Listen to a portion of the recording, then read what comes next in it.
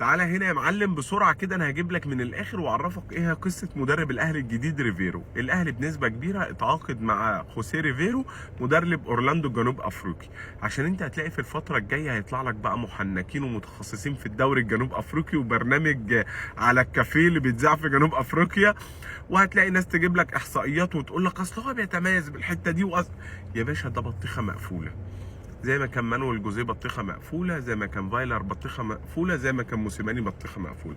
الراجل تقدر تستشف من تصريحات ليه ان هو بيحب يلعب كره هجوميه، ان هو ما بيكتفيش بجون ولا اتنين ولا تلاته، دي حاجه حلوه قوي. بس هل الراجل سي في قوي تقدر تدرسه وتقدر تطلع منه معطيات؟ لا. الراجل كان بيدرب ناشئين في اسبانيا، كان بيدرب في الدوري الفنلندي، مش هنتكلم على الدوري الفنلندي، واول تجربه قويه ليه اورلاندو بايرتس. طيب اورلاندو بايرتس كان بيلعب معاه كره هجوميه، طب ما جنوب افريقيا كلها بتلعب كره هجوميه، المنتخب بيلعب كره هجوميه، اورلاندو بيلعب كره هجوميه، ومش عارف الفريق اللي ما بعرفش اسمه اللي غلب الزمالك ده بيلعب كره هجوميه، وصن داونز بيلعب كره هجوميه، هو ده ستايل البلد كلها.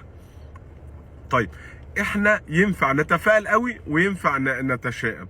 ان شاء الله نتفائل ونقول ان احنا كحظنا مع الناس اللي بتبقى بوتنشال ويجي منها حلو جدا، بس ما ينفعش نسجل احصائيات ولا دراسات نقول الراجل ده هينفع ولا مش هينفع.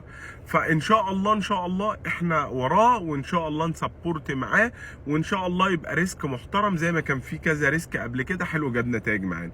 ان شاء الله الاهلي في كاس العالم يعمل نتائج حلوه جدا، واللي مطمني ان مع عماد النحاس وشوقي. يلا السلام عليكم.